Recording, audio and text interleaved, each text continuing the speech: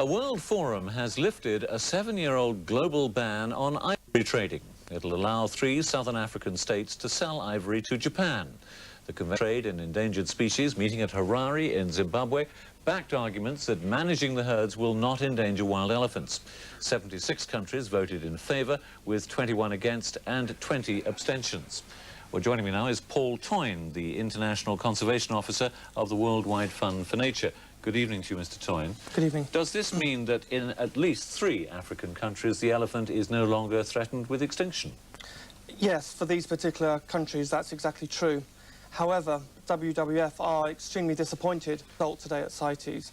We opposed this proposal, and we will continue to oppose the legal trade in ivory until safeguards exist that ensure, one, the economic benefit of this trade does actually get put back into elephant conservation, and secondly, there are safeguards that will ensure there are no negative impacts on wild populations of elephants. But we do know that resuming this trade, and we're talking about Zimbabwe, Namibia and Botswana, isn't going to mean actually killing any more elephants.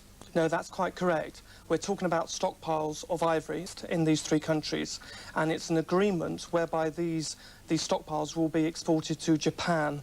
So it's going to take about 21 months for these tough conditions to be met that you're laying down, is that right? That's right. The agreement says that they have 21 months in which to ensure adequate safeguards are in place to ensure that the trade in ivory will be legitimate and there will be no negative impacts. So what kind of monitoring will there be to ensure that there isn't poaching and so on?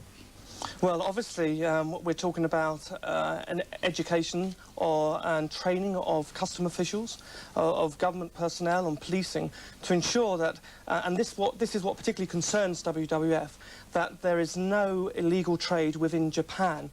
I mean, Japan trades with a lot of countries in Asia, and we know for a fact that there are no watershed, tight controls for this trade in Japan, and we're worried that illegal smuggling of ivory will continue. In general terms, though, things are looking a bit better for elephants. I mean, what has been done in recent years to improve their numbers, reverse the decline? Yes, well, we've been working with governments. We've got local initiatives underway that involve local communities working with elephants, and so yeah, so it is positive. But let's look at the whole situation for the African elephant. In these 3 countries, yes, African elephant populations are increasing, but if you were to go to Western Africa, populations there are still very small. Like the Ivory Coast, Uganda, they still have populations of under 1,000. And I believe a lot of people who are signed up to CITES haven't actually come up with the funding that they should have provided. Is that right? That's exactly correct.